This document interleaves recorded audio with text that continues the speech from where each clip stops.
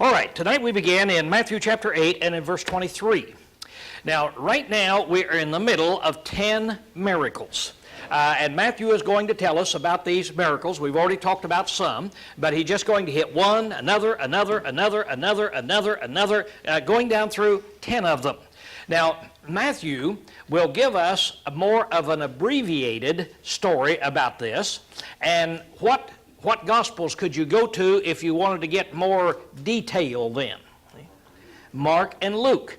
And so you go especially to Mark, and he then will give you more details in here. Now, like I said, I'm not going to be just jumping back and forth in here, because then that just kind of goofs us up. I've been in classes where teachers have tried it, and I've tried it myself, and so it just doesn't work to just constantly jump back and forth.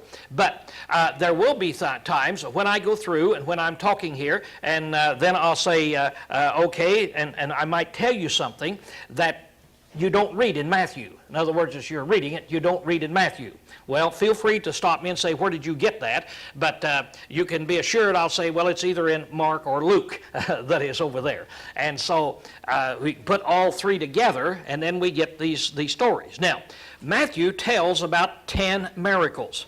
In the same length of time, Mark tells about only 3 of them. So you can see Mark will be able to go into more detail. So it's kind of like Mark zeroes in on quality and Matthew zeroes in on quantity. Now, when you look at miracles, what is their purpose? Why do we have these stories about miracles? Why did he ever do them?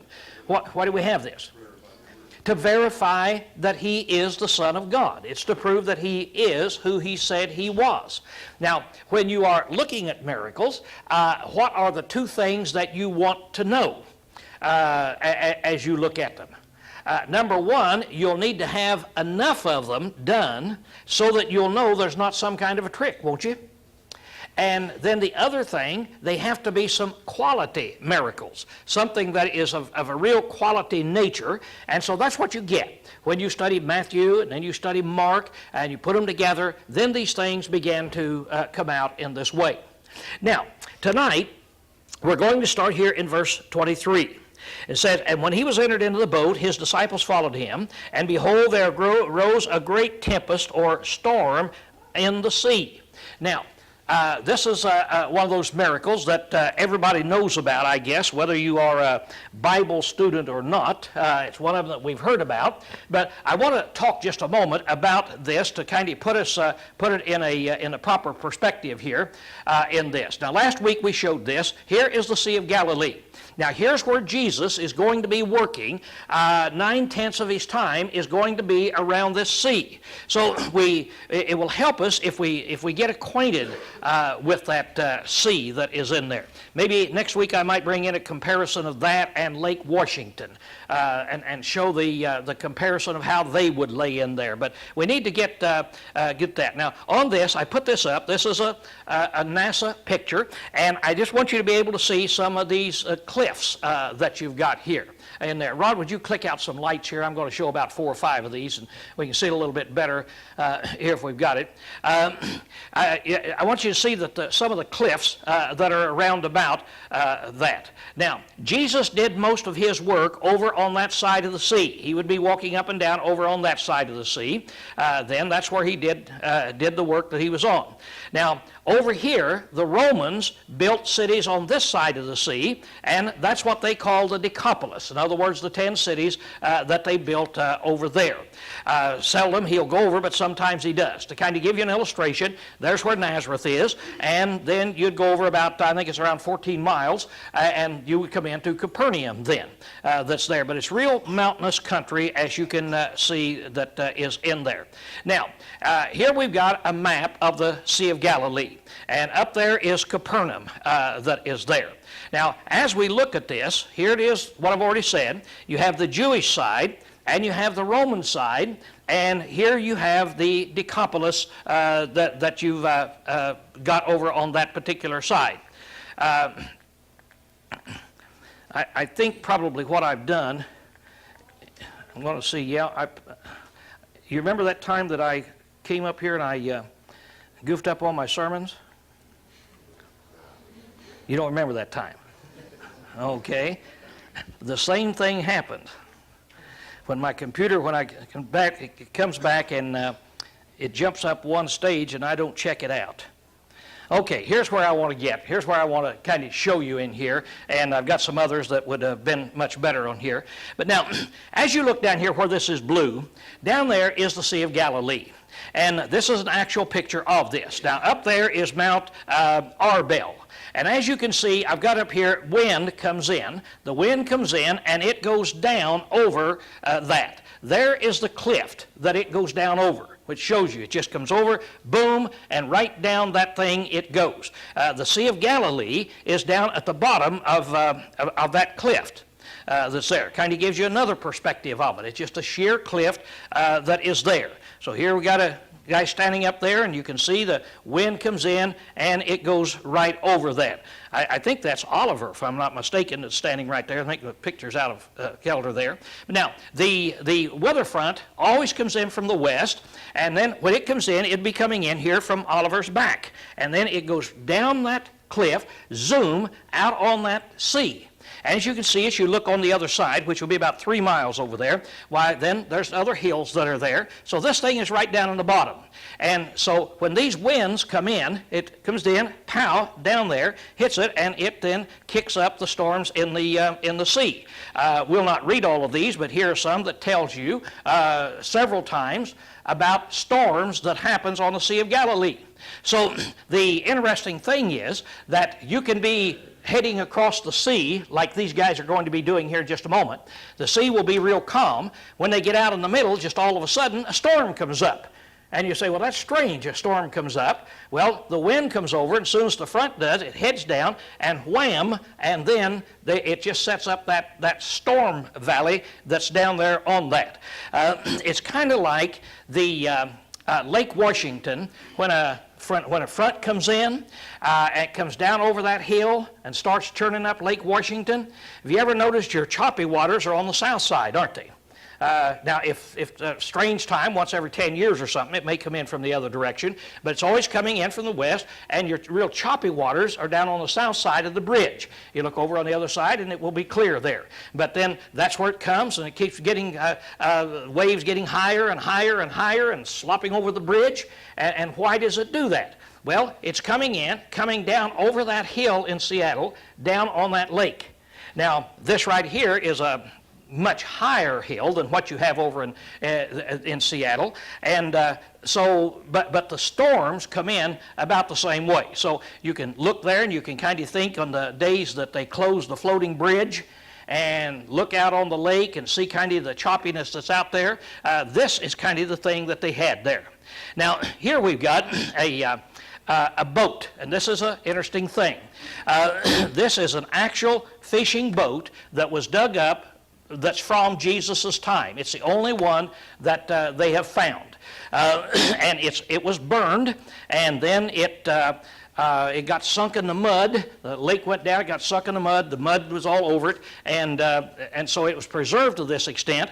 And then just a few years ago, I forget now when it was, if they got it up there, I don't know, 5 years ago or something like this, the water in the lake level went down, and somebody saw a piece of wood sticking up, and they went and told something. Everybody over there is interested in archaeology, and what's that? They came, they dug it up, and it's interesting how they got the thing out, and it's an actual fishing boat in the time of Jesus. Now, I'm not saying it's Jesus' fishing boat, because they had a lot of boats out there, but the boats were all made generally in the same way, and so this is an actual fishing boat.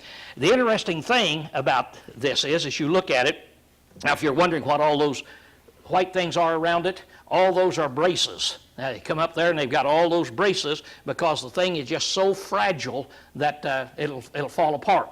But it's in a museum that is in there. You can see Rod Hilton up there with that good-looking guy that's standing there beside him. And so we got in. Our guide had some influence, and he got us in even on the Sabbath day. And so we got us a pretty good tour that is in there. And but the interesting thing is it's burned. Now, when the Romans came and were fighting the Galileans, you remember we talked about the Galileans, how they're different than the Judeans, how the Galileans were fighters and independents, and they're the ones that put up the big scrap. Well, they would not give up. And so the Romans came in and they kept squeezing them in and squeezing them in. And finally, the Galileans would get in their boats, and they got out in the middle of the lake then where the Romans couldn't get to them. So the Romans then get in their boats, come out, take their fiery arrows and shoot these boats and set them on fire. And so they just had boats out there blazing and set on fire, and Jews had to jump out and drown. If they got to the shore, then they got killed. But this is a boat, it's burned, and it came up there. So the boat holds about 12 or 13 average-sized people. The average-sized person at this time was 5'6". As you look at the skulls and so forth there. And right there they have made a duplication of that boat, only they made it twice as large. And it's a tour boat. In other words, you go over there, then you get to ride on a boat that's made exactly the way they made the boats in the first century time, except it's twice as large. And that is one of them that you've got there. Now then, here it is. We have the map then, and they're getting ready to go across the Sea of Galilee. And they're going to go down there to that area that is right down there where the arrow came in there. So let's read it now. It said, when his disciples entered into a boat, or when he was entered into his boat, his disciples followed him. And behold, there arose a great tempest in the sea, inasmuch that the boat was covered with waves, but he was asleep. And they came to him and awoke him, saying, Save, Lord, we perish. And he saith unto them, Why are ye fearful, O ye of little faith? Then he arose and rebuked the winds and the sea, and there was a great calm. Now, at this time, how did he rebuke the winds and the sea? Does anybody remember? Matthew just says he did it. Anybody remember what he said? All right, he said, Peace, be still. And you read that in Matthew and Luke. It tells what he did. So you've got to picture him here then, getting up. The water is coming into the boat, which is getting ready to capsize the boat. These men are all seasoned sailors. That's the only thing they've known in all of their life. And yet they are scared to death. They're petrified. You can flip that back on now, Rod. This is all I need here. And they're petrified. And Jesus is asleep. Now, it's interesting to contemplate on that, but it's not. It's worthless. In other words, if I ask you, how could he sleep in a storm? Well, you got to think about it, and you think, well, the thing that comes up to my mind is the only way I could sleep in there is if I was so tired, see, and been pressured and all of this. But we don't know those things. But he was up there, and he was asleep, and then these guys come, and they shake him and wake him up, and don't you care that we perish? They tell him, we're getting ready to sink. Don't you care that we perish? And that's where he gets up, and, oh, ye of little faith. Now, that kind of puts a new perspective on this thing as he's saying it to those men. Let's talk about those men for just a minute, because the only way that we can really grasp why Jesus said certain things in the way he said it and the effect it would have is if we constantly keep in mind he wasn't talking to Americans. He wasn't talking to us. It wasn't the same as if I looked out and said, oh, ye of little faith up here. He's talking to those people at that time. And what is the only issue at hand? If I told you, and I said, I have noticed about this church that you're becoming a faithless church, oh, ye of little faith, you'd probably say, well, what do you mean? What are we talking about? And I might come up with anything. I mean, I don't know what I might come up with, you see here. But that's not the situation. That's not the setting. The setting is back there. They're out on a boat. He's out there with his 12 men. And these men shake him. Why would he turn around and say, O ye of little faith? Which is the same thing as saying, you should have had more faith in what? In me, isn't it? In other words, I'm here. You should have had more faith in me. Now, as I put myself there, I can relate to those guys.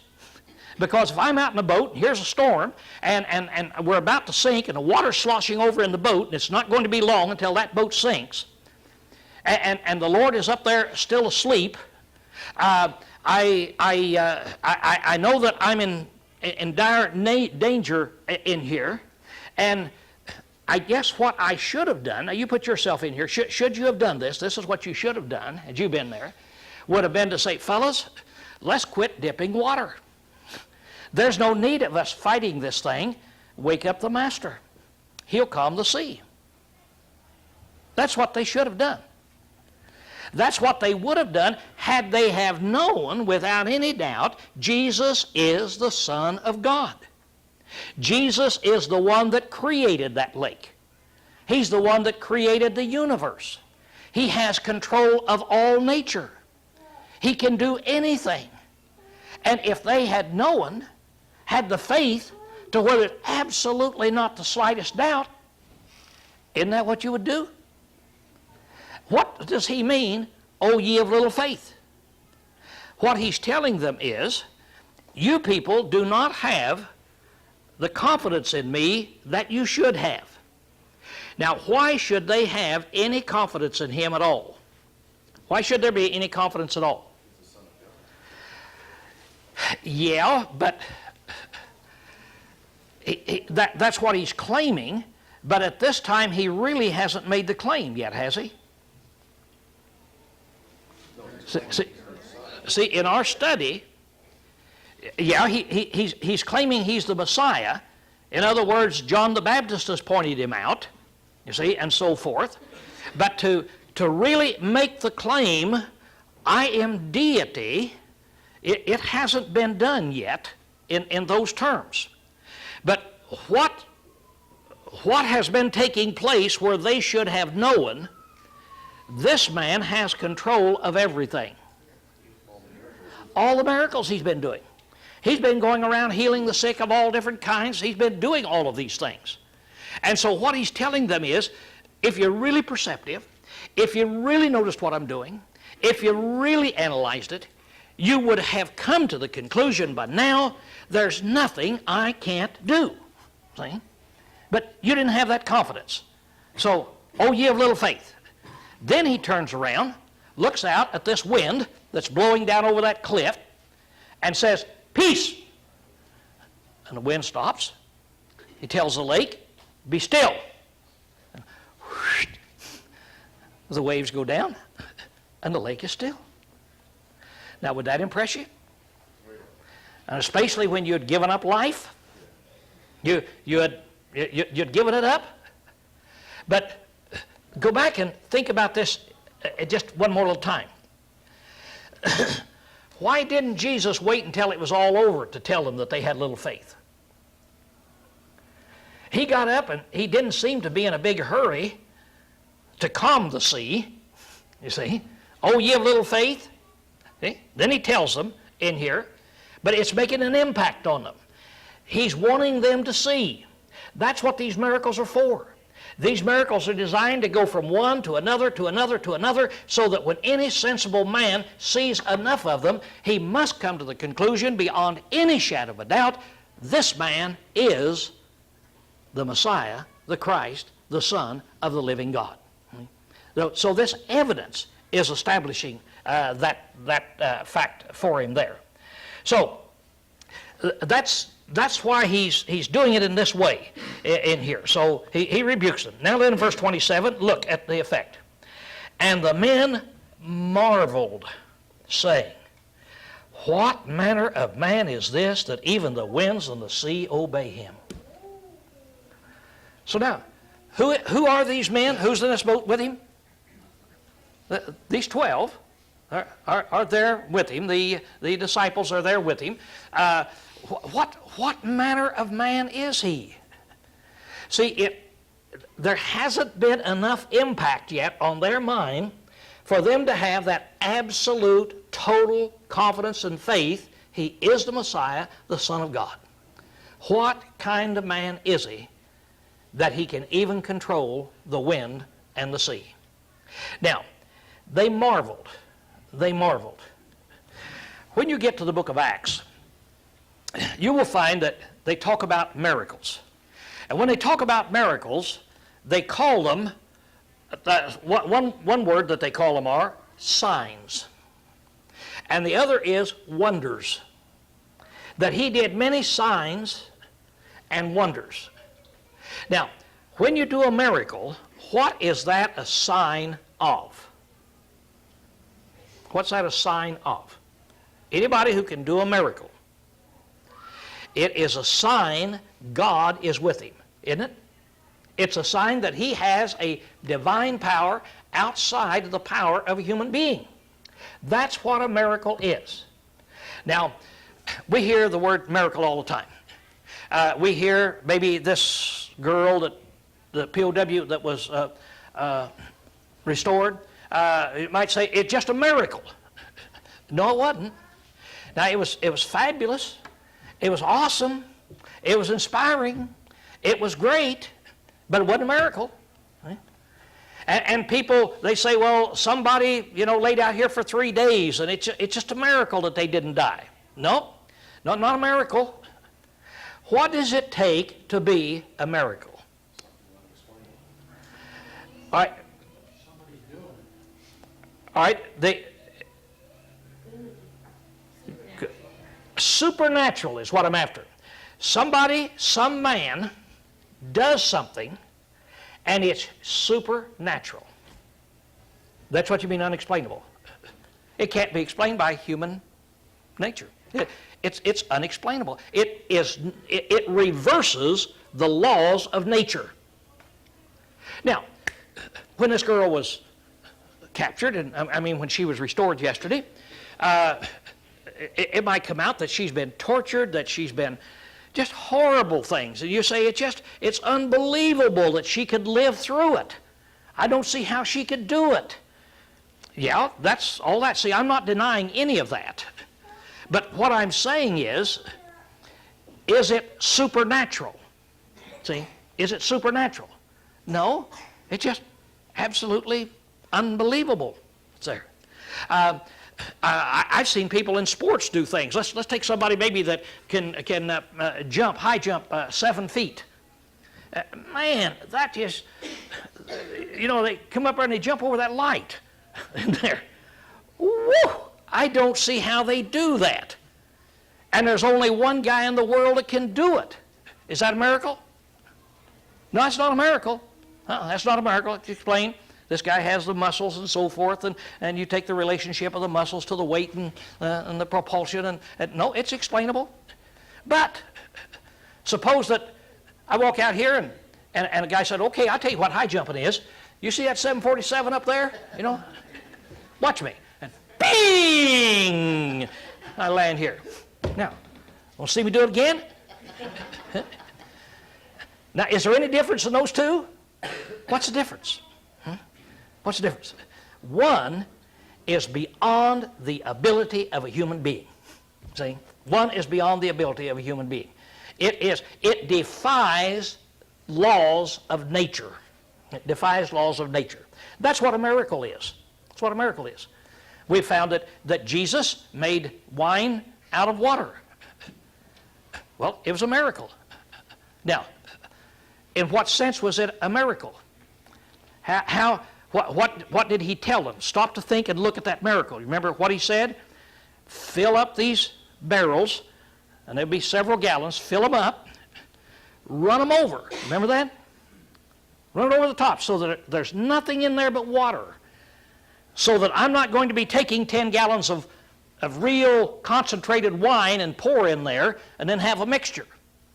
Fill them full of water. Okay? They filled them full of water. He said, now dip it out. And they picked up their cup and started dipping. And it's wine. You can't make wine that way. See? That's unexplainable. That goes against nature.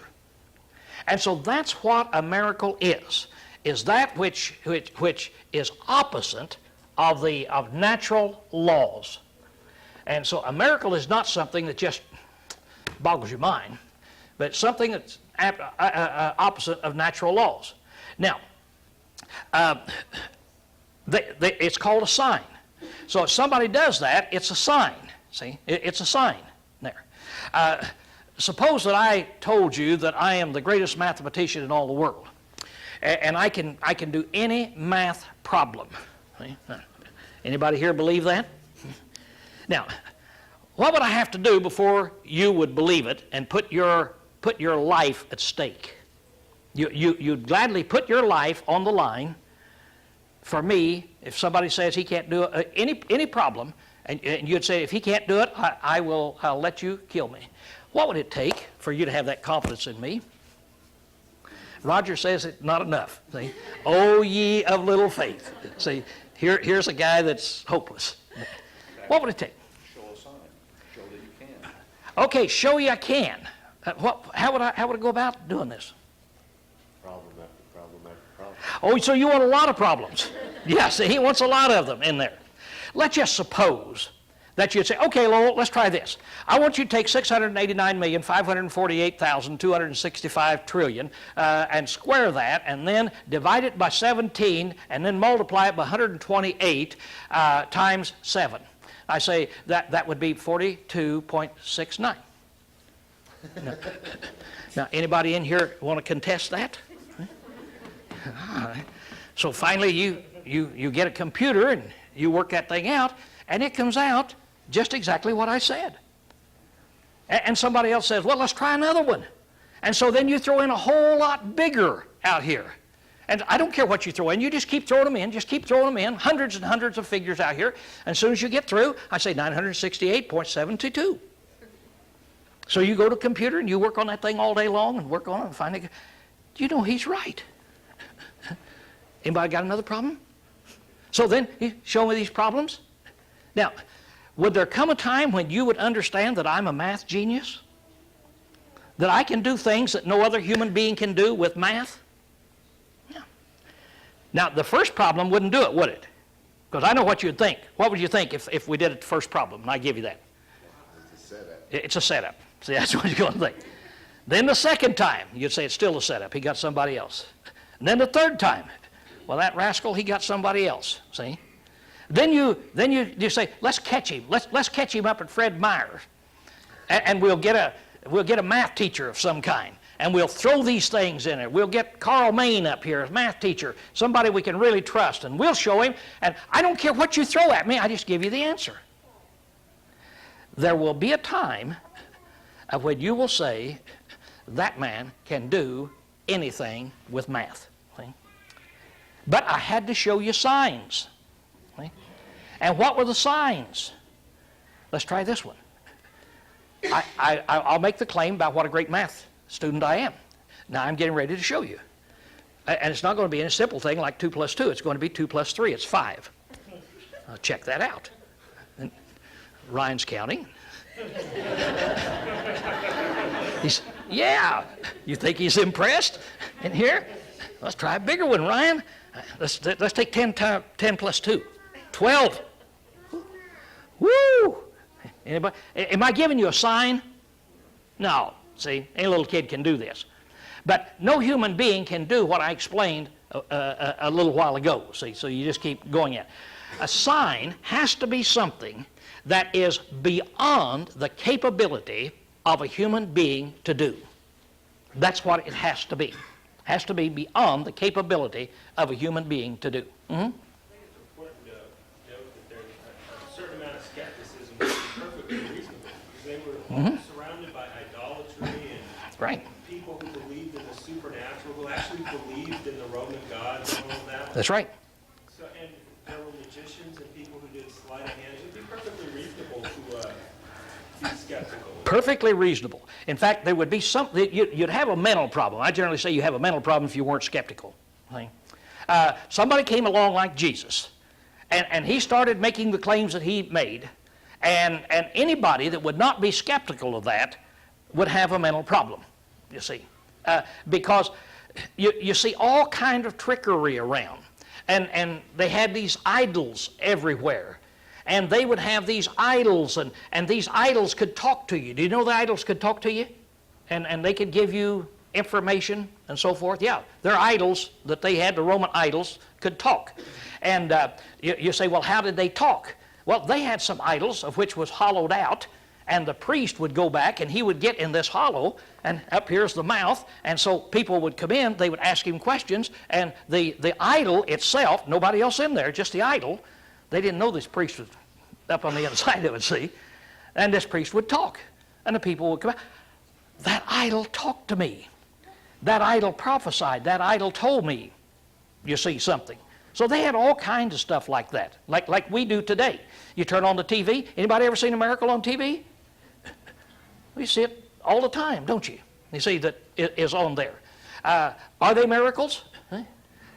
All you've got to do is check them out, and you'll find every one of them is a fraud. See?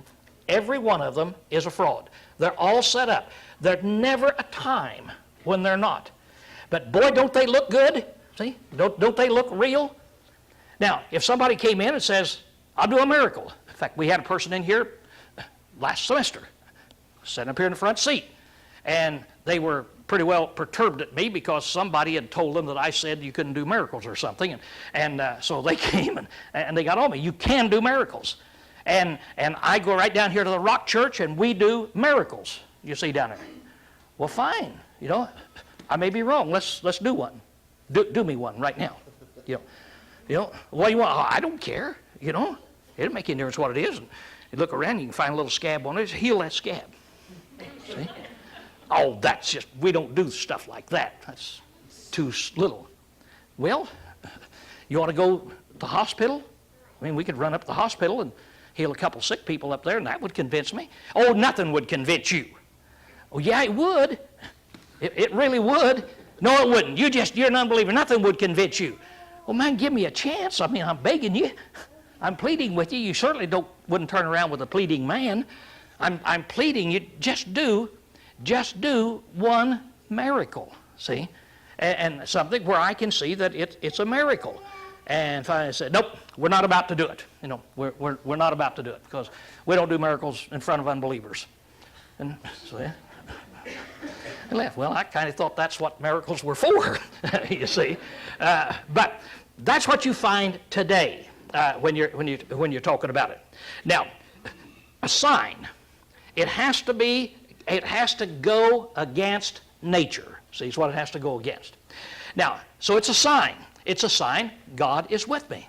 Now, it's a sign because of this reason, that if I told you something, and it was a story that just unbelievable, you would want proof, wouldn't you? See, you'd want some kind of proof for me to go and bring you the proof in this way or that. Well, where Jesus is coming and he's claiming to be the Messiah, what kind of proof can he give you? And even when the Apostle Paul came along, and Paul claimed to be inspired of the Spirit was telling him what to preach, who would believe that? See? So they had to have some way of proving that. Okay, here's the sign that God is with me. Now, Paul could say, I'm going to show you what I'm saying is true, and here's what I'll do. And one thing he could do is speak in any language of the world. Anybody in here know any foreign language? If you do, I'll converse with you. I'll talk with you. Or he puts a leg back on a man. He does something to prove to them God is with me. Now, anybody knows if I'm telling you a lie and I'm calling upon God to do this miracle to prove that I'm telling the truth, anybody knows God's not going to do that. If God does help a liar prove to you my lie, what does that make God? See? It'd make him a liar. And so nobody ever questions that. They say, no, if you can do supernatural, if you can reverse the laws of nature, you know, God's with you, and I'll accept what you say. See? It's a sign. Now, what got me started on that is, look down here in verse 27, and the men marveled. Now, the other thing that miracles are called especially in the book of Acts, is signs and wonders. I wonder why they would be called wonders. It makes you wonder. It's astonishment, see? The word means something, being astonished. They were astonished. They were amazed. And so they were called wonders, because that's the effect it had on the people. Signs is the proof that it gave that God was with them. Today when they say the miracle of childbirth. Miracle of childbirth, that's not a miracle. Yeah, that's natural law. See, God has put the natural law in, and so that is not a miracle. Okay, now, he leaves them with that. As far as we know, that's all the conversation there was. But now, had you been in that boat with me, what would we been talking about all afternoon? I know what we would have been talking about. So Jesus just leaves it, and it goes there. So now they go on the other side. And when he's come to the other side of the country, over to the Gadarenes, that's where that arrow is, there met him two possessed with demons coming forth out of the tombs, exceeding fierce, so that no man could pass by that way. And behold, they cried out, saying, What have we to do with thee, thou Son of God? Art thou come to torment us before our time? Now, this is kind of interesting. As soon as he got out of the boat, two guys come running. One of them starts yelling, and as you read about it in Mark and Luke, you find that there was one man who was the spokesman, and it tells a little bit about this guy, and it tells about him in the other books that he was let's go ahead right here where for just a minute. In here. Now he was up here, there met him two possessed with demons, and come forth from the tombs, so he was living up among the tombs, exceeding fierce, so that no man could pass by that way. And behold, they cried out, saying, What have we to do with thee, thou Son of God? And so forth. And then it says, Now therefore was far off herds, okay. So what my mind is doing now is going over to Mark and Luke. And so there's something that I need to tell you that's in here that Matthew doesn't tell us. He gives us the abbreviation of this. Jesus now looks at him, and the man is yelling, why did you come? And he said, What is your name? And the man came back and says, My name is Legion, because we are many. Now, a legion was a Roman army of 6,000. This is the demon who's the spokesman inside this person. And he's the one that has taken over, these demons have taken over this man's mind. They've made him totally insane. And they're the ones that's able to say, We know who you are, you're the Son of God. They had that knowledge. And then, what's your name? Well, our name, my name is Legion, because we, plural, are many. So there's thousands of us in this guy. And so Jesus then is saying, come out of it. And they said, don't send us into the abyss. Now, they knew where their end was going to be. It was going to be in torment in the abyss. And the idea of abyss at that time was most of them thought of it as a pit down under the lake or the sea, underground rivers that ran down, and something that is down there totally away from us. Don't send us to our punishment until our time. And they looked over and they saw these swine. And they said, send us into those pigs. Now that's where then we can pick up here with Matthew, see? And at verse 30, Now there was afar off from him a herd of many swine feeding. And the demons besought him, saying, If thou cast us out, send us away into the herd of swine. And he said unto them, Go. Now maybe we need to stop right there for just a minute. Why in the world did they have pig farmers? Pigs are unclean animals, aren't they? And a Jew would not be caught around a pig in any way, shape, or form. And yet they had thousands of pigs that was feeding up on this hill that's over there on that side. Now remember what I told you as we started in that map? Which side of this lake belongs to the Jews? Okay. Which side belongs to Romans? Over here. This is Roman country. pigs are holy animals to Romans. Pigs are one of the great animals that Romans ate. Pigs were animals Romans sacrificed on their altars to their gods. So a pig to a Roman was a I don't know if you'd call it a holy animal. In one sense it was, because they sacrificed pigs, but they ate pigs all the time, and Romans loved swine. So these guys would be up there raising these pigs to supply the Romans. See? And so they had lots of pig farmers that is over there. And so he told them, he said, go. And they came out and went into the swine. And behold, the whole herd rushed down the steep into the water, or down the cliff, and perished in the waters. So they go running down and being out in the water. Now here's an interesting thing over on this side. You remember those cliffs and that I was telling you about? Now if you'll look at the dark green around the lake that's around here, this down in here is the land, smooth land you can walk on. This in here is that big cliff that is up there. And over here you have this that goes around here, and this over in here are mountains that goes up in there. So you go up in these mountains, and everything that you see in here is headed down, and so it goes down, then it'll level off, and there are places it levels off, and it'll be a quarter of a mile or half a mile before you come to the lake.